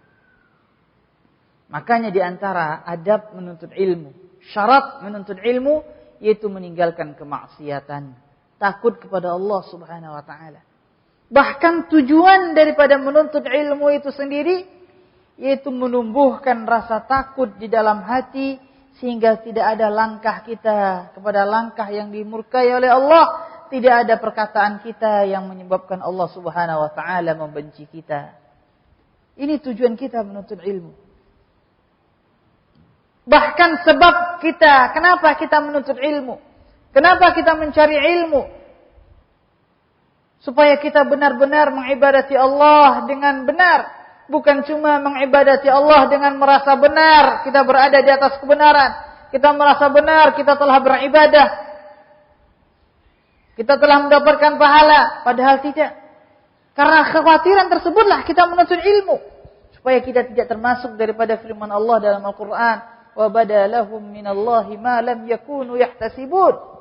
Telah tampak bagi mereka dari Allah sesuatu yang mereka tidak pernah menduga sebelumnya.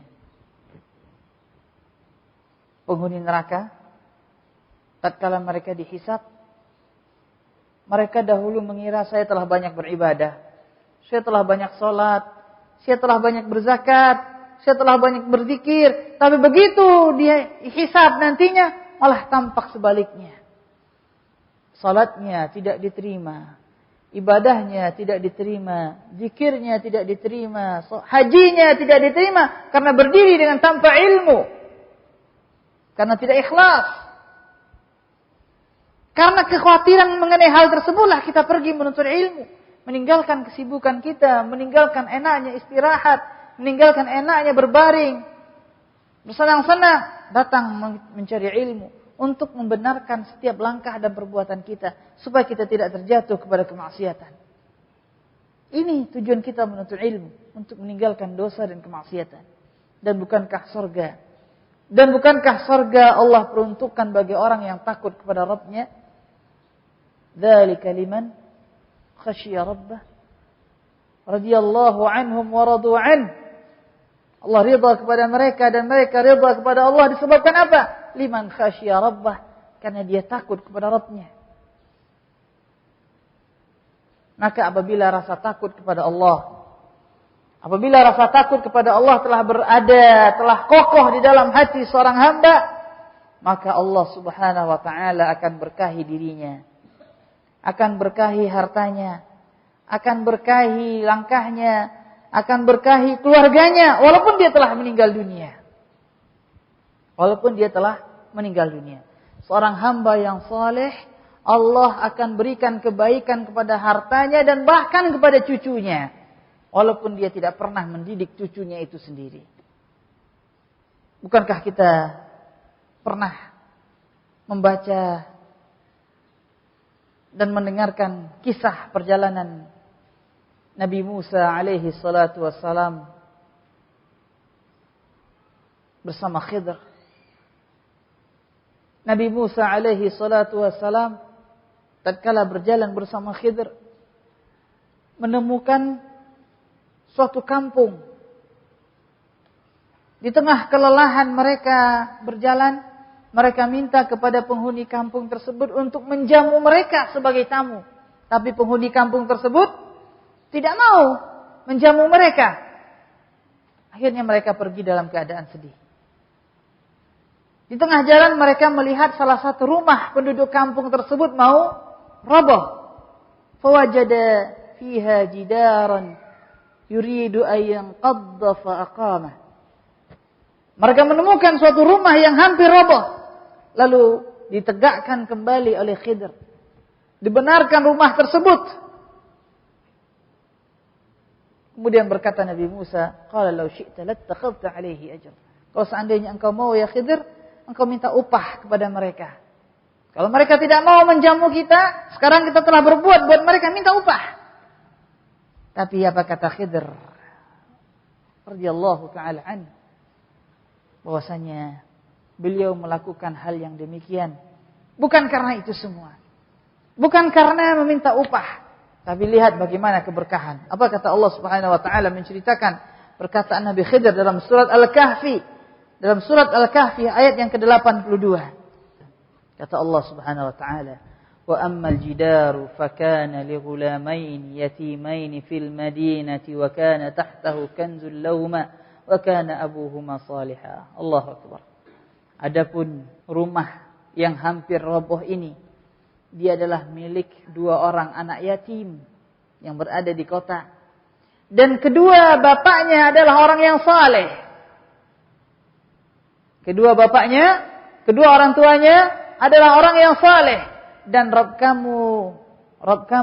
engkau ingin memanjangkan usia mereka berdua dan mengeluarkan harta yang terpendam yang ada dalam rumah tersebut. Diambil pelajaran, ma'asyiral muslimin, seorang hamba yang saleh, Allah jaga dirinya dan Allah jaga keturunannya. Lihat, kedua orang tuanya sudah meninggal. Kedua orang tuanya sudah meninggal. Kedua orang tuanya orang tua yang saleh. Karena kesalehan kedua orang tuanya tersebutlah Allah memerintahkan Khidr radhiyallahu taala an untuk berbuat baik kepadanya, untuk menjaga rumah tersebut dan menjaga harta karun yang terpendam di dalam rumah tersebut. Allahu akbar. Berarti kesolehan orang tua mempengaruhi kesolehan kedua orang anaknya. Walaupun dia tidak bertemu dengan anaknya tersebut sama sekali. Ma'asyiral muslimin wal muslimat rahimakumullah. Itu adalah kisah yang agung. Pelajaran yang penting. Yang kita ambil bagaimana kesolehan kedua orang tuanya mempengaruhi kepada kesolehan anaknya. Walaupun secara tidak langsung. Walaupun orang tua tidak pernah mendidik anaknya. Tapi karena soleh. Kesolehan orang tua itulah yang mempengaruhi kepada anaknya. Allahu Akbar. Maka apabila kita menginginkan mendambakan keturunan yang soleh. Maka mulai daripada diri kita sendiri. Taatlah kepada Allah subhanahu wa ta'ala. Takutlah kepada Allah subhanahu wa ta'ala. Jaga apa yang diperintahkan oleh Allah subhanahu wa ta'ala. Maka niscaya Allah akan menjaga keturunan kita nantinya. Jauhkan diri kita dari makan yang haram. Niscaya Allah akan jauhkan anak keturunan kita dari makan yang haram. Tegakkan salat. Niscaya Allah akan menegakkan salat pada anak dan keturunan kita.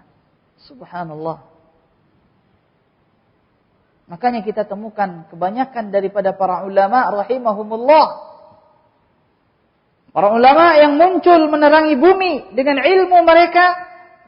Kebanyakan orang tua mereka adalah orang-orang tua yang saleh, yang taat kepada Allah Subhanahu wa taala. Yang taat kepada Allah Subhanahu wa taala. Imam Syafi'i rahimahullah. Bapak beliau orang yang taat. Ibu beliau wanita salihah. Ibu beliau wanita salihah yang berjuang mati-matian sendirian. Karena suami beliau telah meninggal dunia, berjuang mati-matian sendirian mendidik anaknya. Al-Imam Bukhari rahimahullah. Ibu beliau, bapak beliau seorang alim. Ibu beliau wanita salihah, abidah yang sangat taat beribadah kepada Allah. Bahkan diriwayatkan Imam Bukhari lahir dalam keadaan buta dan bisa melihat karena Allah mengabulkan doa ibunya. Allahu Akbar. Beliau datang dari Uzbekistan, Rusia, mengantar anaknya ke Mekah dengan mengendarai kendaraan binatang, onta, demi mengantar anaknya menuntut ilmu. Perjuangan yang luar biasa. Di tengah jalan, salah seorang anaknya meninggal dunia. Dia kuburkan di tengah jalan dan dia lanjutkan perjalanan mengantarkan Imam Bukhari rahimahullah. Beliau berharap dua orang anaknya berangkat menuntut ilmu. Tapi Allah takdirkan satu meninggal di tengah jalan dan satu harus beliau antarkan sampai ke tujuan. Al-Imam Ahmad rahimahullah ta'ala. Seorang wanita, ibunya wanita salihah. Ibunya wanita salihah yang mengantarkan Imam Ahmad di tiap pagi. Dan rata-rata mereka adalah orang-orang yang dibesarkan dan dididik dan dibina oleh ibu. Dan rata-rata mereka adalah orang-orang yatim. Imam Bukhari, Imam Syafi'i, Imam Ahmad rahimahullah ta'ala. Dibesarkan oleh tangan-tangan para janda. Para ulama dari kalangan orang-orang yatim. Subhanallah. Lihat bagaimana kesolehan orang tua. Kesolehan orang tua mempengaruhi kepada kesolehan anaknya. Kesolehan anaknya. Pelajaran yang diambil bahwasanya setiap orang besar, maka di sana terdapat wanita besar di belakang semuanya yang telah mendidik mereka, membina mereka. Maka jangan remehkan peran seorang wanita. Jangan remehkan peran seorang wanita, peran seorang ibu. Jangan remehkan. Sebagai seorang anak, jangan remehkan peran seorang ibunya. Sebagai seorang suami, jangan remehkan peran istri. Maka salah besar apabila seorang suami hanya dirinya saja yang datang mengaji, menuntut ilmu, istrinya dia tinggalkan di rumah. Tidak dia ajak untuk menuntut ilmu. Salah. Ma'asyiral muslimin wal muslimat, justru sang istri yang harus kita lebih tekankan menuntut ilmu. Karena dia adalah guru buat anak-anak kita. Mayoritas waktu anak kita ada pada istri kita dan bukan pada kita. Maka binalah mereka, sang istri, di atas ketaatan kepada Allah Subhanahu wa taala, dan binalah diri kita sebelumnya, karena kesolehan seseorang akan mempengaruhi kesolehan anak dan keturunannya. Innahu waliyudzalika wal qadiru alaih. Ma'asyiral muslimin wal muslimat rahimakumullah. Kepada Allah Subhanahu wa taala kita bermohon supaya Allah membimbing kita kepada jalan yang diridainya, dicintainya, dan kepada Allah kita menyerahkan ubun-ubun kita untuk dituntunnya, untuk dituntun oleh Allah kepada jalan yang pernah dititi oleh para nabi, para salihin, para syuhada, para siddiqin, orang-orang yang dicintai oleh Allah Subhanahu wa taala. Innahu waliyudzalika wal qadiru alaih. Sebelum saya tutup, saya buka kesempatan untuk pertanyaan dengan pertanyaan tertulis bagaimana biasanya. Bismillah, alhamdulillah, wassalatu wassalamu ala rasulillah wa ala alihi wa sahabatihi wa man wala, amma ba'd. Dalam kajian kita beberapa waktu yang lalu pernah Ustaz menerangkan bahwa Rasul sallallahu alaihi wasallam menjamak salat ketika tidak safar dan tidak pula hujan. Beliau maksudnya agar tidak memberatkan umat karena mungkin saat itu masih di awal-awal Islam. Pertanyaan, dalam kondisi yang bagaimana saja kita menjamak salat sekarang? Ikhwan sekalian azzakumullah, perkataan yuridu alla yuharrija ummatah, dia adalah perkataan Ibnu Abbas radhiyallahu taala anhuma. Beliau menginginkan untuk tidak memberatkan umatnya. Perkataan sahabat yang mulia Ibnu Abbas menerangkan bahwasanya Rasulullah sallallahu alaihi wasallam pernah menjamak salat dan hukumnya tetap berlaku, bukan cuma di awal-awal Islam. Bahwasanya menjamak salat diringankan, diberikan keringanan bagi seseorang yang mempunyai uzur yang memberatkan. Tentu saya tidak bisa menerangkan uzur yang memberatkan itu seperti apa pada zaman sekarang. Di sini butuh kepada fatwa para ulama. Tapi mungkin bisa kita mencontohkan di antaranya seperti seseorang umpamanya jam 2 siang dia mau operasi, maka mungkin pada waktu salat zuhurnya dia boleh menjamak salat zuhur dengan asar karena jam 2-nya nanti mau operasi, dan kondisi-kondisi lain yang sifatnya memberatkan. Tentu memberatkan menurut timbangan syariat Islam. Memberatkan bagi orang-orang yang cinta salat, bukan bagi orang-orang yang malas salat. Karena kalau kata-kata memberatkan bagi orang-orang yang malas salat ini banyak sekali. Benar apa tidak? Iya, orangnya malas salat, semuanya berat baginya. Jadi memberatkan di sini ya ikhwan butuh rincian dan butuh keterangan lebih lanjut daripada para ulama rahimahumullah taala. Ustaz, apakah ada sunnahnya dari Rasulullah sallallahu alaihi wasallam dan para sahabat apabila anak lahir diadzankan dan diiqamatkan? Mohon penjelasan Ustaz. Apakah hadis Ibnu Sinni, di sini tulisannya Ibnu Sinni, ini salah, yang betul Ibnu Sunni, yang mengatakan diazan dan diiqamatkan itu dhaif? Iya, jawabannya pertama, masalah mengazankan anak bayi yang baru lahir, maka hadisnya adalah hadis yang dhaif. Dan hampir para ulama mufakat mendhaifkannya hadis tersebut. Kemudian masalah mengiqamatkan bayi yang baru lahir, bukan mengazankannya tapi mengiqamatkannya, maka yang rajih hadisnya juga dhaif. Hadisnya juga dhaif, walaupun sebagian para ulama ada yang menyatakan hadis tersebut hasan, wallahu taala alam. Pertanyaan selanjutnya, sehubungan musim bola, tolong dijelaskan hukum sepak bola. Apakah nonton bola itu dilarang oleh para ulama? Apakah mendukung salah satu tim berarti berwala kepada mereka? Ma'asyiral muslimin rahimakumullah. Tidak ada waktu yang berlalu dalam hidup kita kecuali dia akan diminta pertanggungjawabannya di hadapan Allah Subhanahu wa taala. Ini harus diingat. Setiap waktu yang berlalu dalam kehidupan kita, kalau dia tidak kemaksiatan, maka dia adalah ketaatan. Famada ba'dal haqqi illa ad-dhalal, kata Allah dalam surat Al-A'raf. Apalagi setelah kebenaran kalau bukan kesesatan.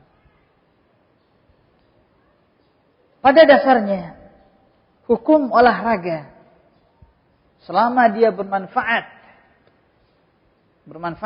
buat pelakunya, dan olahraga tersebut sesuai dengan syariat Islam, maka dia dibolehkan. Termasuk juga bermain sepak bola. Dia dibolehkan, tapi dengan ketentuan tentunya. Dengan ketentuan-ketentuan. Di antaranya tidak membuka aurat, tidak terjadi perjudian dan taruhan, tidak bercampur antara laki-laki dan wanita, tidak melalaikan, cuma sebatas kebutuhan. Tapi yang terjadi pada sepak bola yang ditayangkan malah sebaliknya. Membuka aurat, perjudian, bahkan banyak yang tewas karena permainan sepak bola. Benar apa tidak? Iya, keributan di saat pertandingan, bunuh diri karena taruhannya kalah. Subhanallah, banyak sudah nyawa yang berjatuhan di sini. Kemudian bercampurnya laki-laki dan perempuan, kemudian melalaikan dan sebagainya. Dan hukumnya hal yang sampai seperti itu hukumnya haram. Dan menonton tersebut membuang waktu dan dia akan diminta pertanggungjawabannya di hadapan Allah Subhanahu wa taala. Apalagi sampai enggak tidur malam, subuh akhirnya lewat, innalillahi wa inna ilaihi raji'un. Apalagi dia adalah salah satu syiar daripada syiar yang ditegakkan dan dimasyhurkan dan disiarkan oleh musuh-musuh Islam, yaitu orang-orang kafir wal iyad billah. Saya katakan kepada kaum muslimin untuk meninggalkan sibuk dengan hal tersebut dan mencukupkan diri kita dengan sesuatu yang halal dan dibolehkan dalam syariat Islam. Selanjutnya, bila seseorang di masa kecil sering bermain dengan anjing lantaran orang tua memelihara anjing, sudah barang tentu terkena air liurnya, bahkan pernah makan dagingnya. Apakah ia sekarang harus bersuci lagi atau bagaimana seharusnya?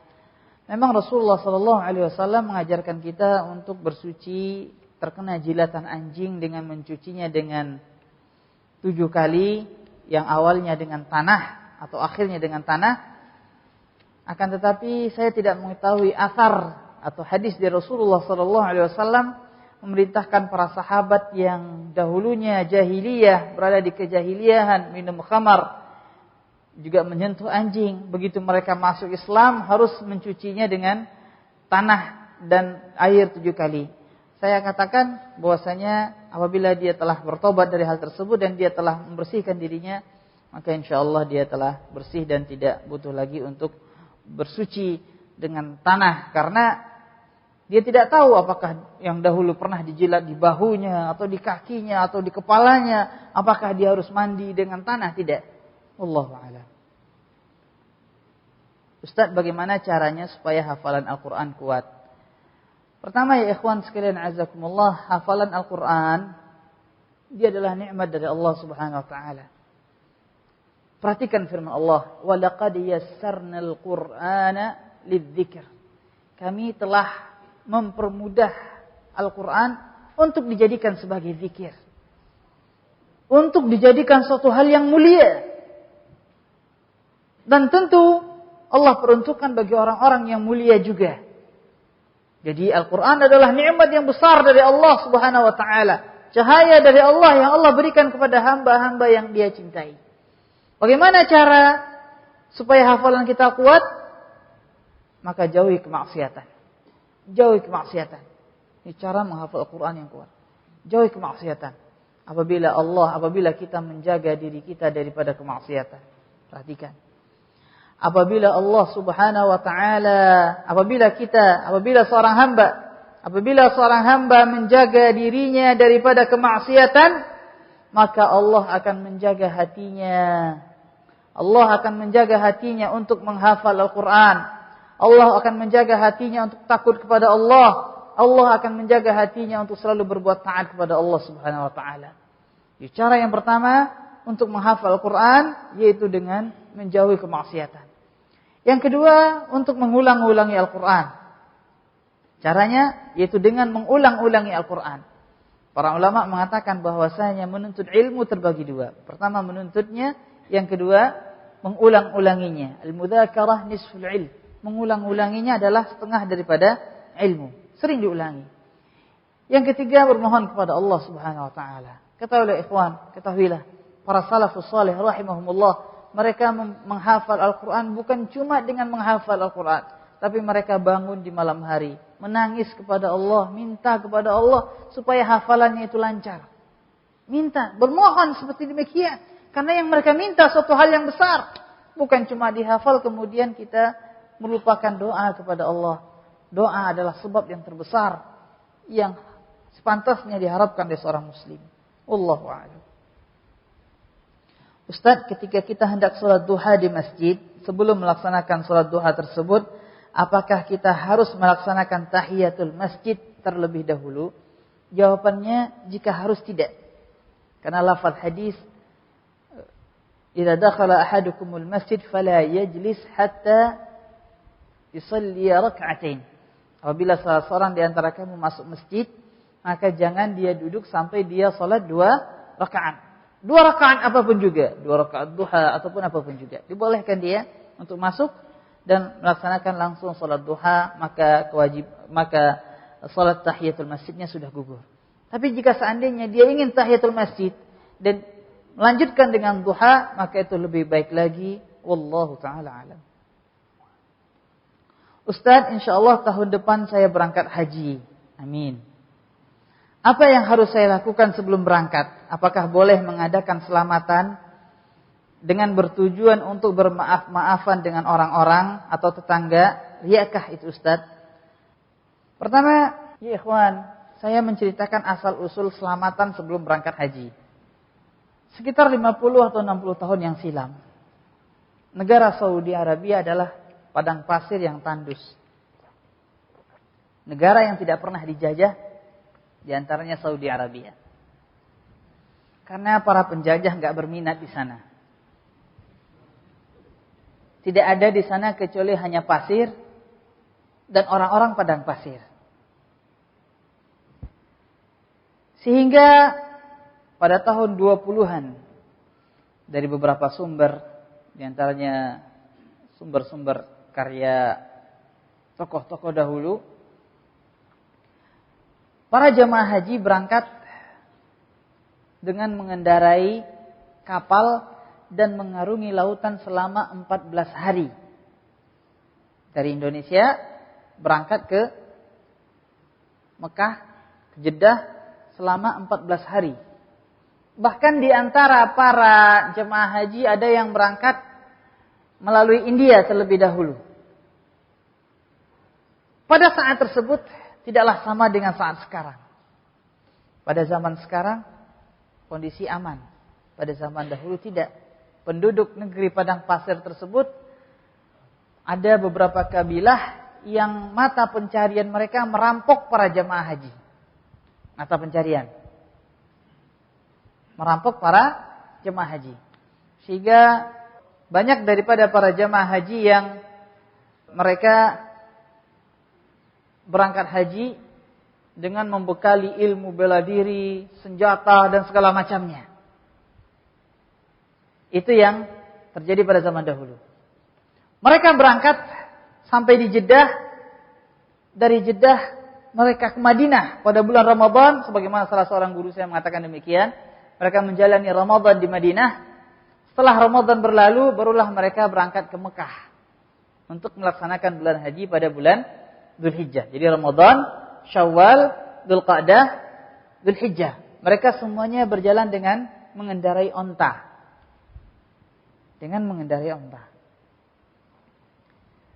Selamat pulang ke tanah air.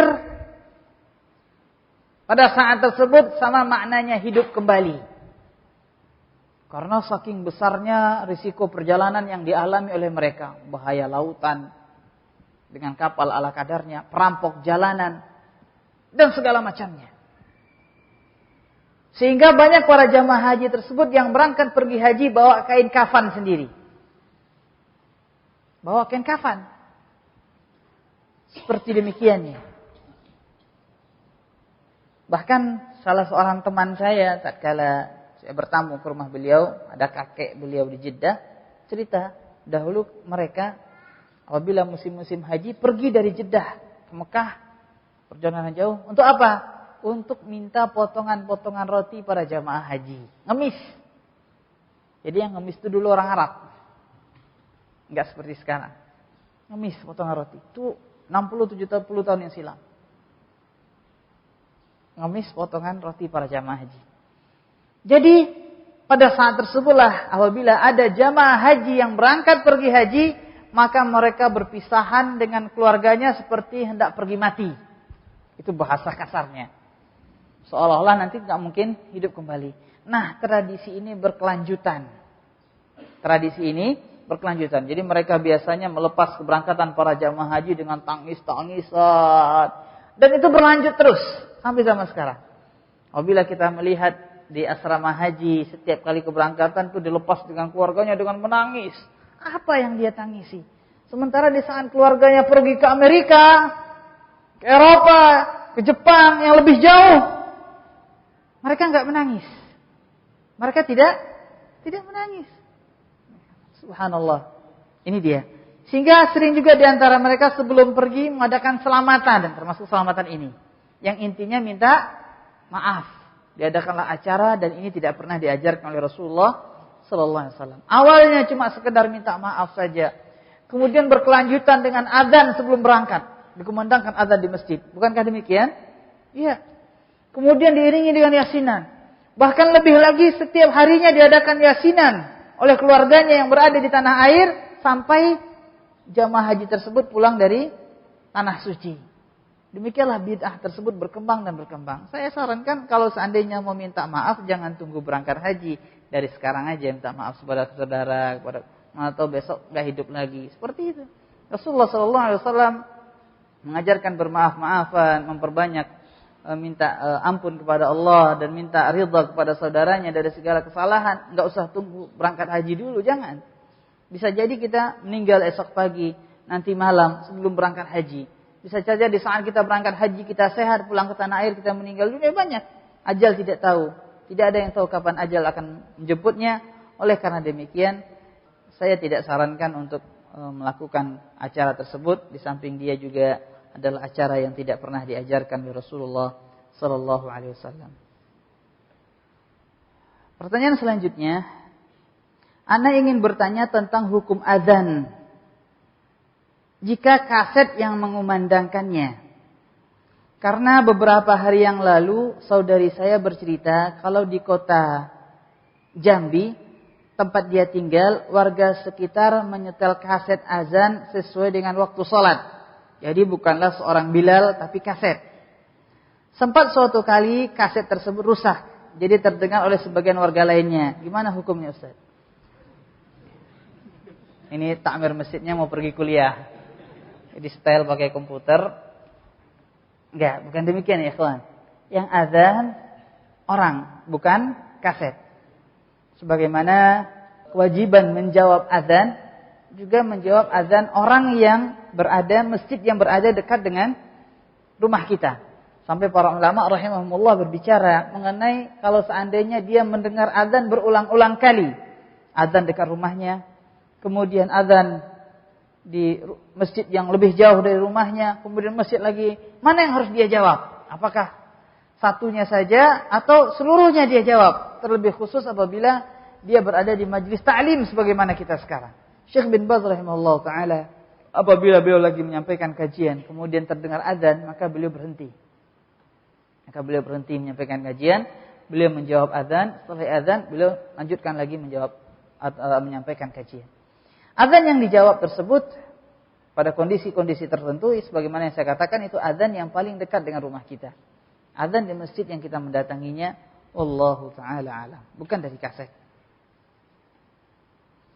Pertanyaan yang selanjutnya, dan mungkin pertanyaan yang terakhir yang saya bisa jawab pada hari ini. Pahala membantu orang miskin, anak yatim, para janda, tua lebih besar daripada salat malam terus menerus, puasa sunat terus menerus. Begitu banyaknya orang miskin, yaitu orang-orang janda melarat di sekitar kita, dan orang-orang tidak salat karena buta agama. Pertanyaan, mana yang lebih afdol, pergi haji atau dengan uang ongkos haji tersebut kita membantu mereka? Ini lihat ya ikhwan, ini pertanyaan sering disampaikan. Mana yang lebih afdol, berangkat haji atau uang haji tersebut dipergunakan untuk membantu orang miskin? Saya yang jawab ongkos haji berapa sekarang? Berapa ongkos haji? Anggaplah 30 juta. Saya menjawab jika seandainya si penanya uangnya pas 30 juta, baru saya jawab. Kalau uangnya pas 30 juta, berarti baru dia berada di antara dua pilihan. Dua pilihan, berangkat haji atau nolong orang miskin. Tapi biasanya pertanyaan seperti ini sering dilantunkan agar tujuannya, dan kita khawatir dan semoga tidak, biasanya supaya nggak jadi berangkat haji, tapi cuma menolong orang miskin. Ongkos haji 30 juta, tapi untuk menolong orang miskin cuma 3.000. Ini salah satu makar syaitan diterangkan oleh para ulama rahimahumullah. Terperdaya dengan targhib dari Allah Subhanahu wa taala. Menolong orang miskin lebih utama daripada sholat malam, daripada berpuasa seharian. Akhirnya gimana? Gak usah sholat malam, gak usah puasa, nolong orang miskin saja. Gak boleh. Ada tipe manusia diterangkan oleh para ulama seperti demikian. Ini adalah tipe yang salah. Disebabkan karena terperdaya dengan targhib, anjuran, iming-iming dari Allah Subhanahu wa taala. Tidak boleh seorang muslim terperdaya dengan iming-iming tersebut. Barang siapa yang berangkat haji dan pulang dengan haji yang mabrur, maka dia seperti bayi yang baru dilahirkan oleh ibunya. Akhirnya gimana? Begitu pulang haji, merasa dirinya sudah suci. Enggak, haji belum tentu diterima. Berangkat hajinya belum tentu dengan uang yang halal. Dan banyak lagi keluar. Tidak, kita beramal sekuatnya.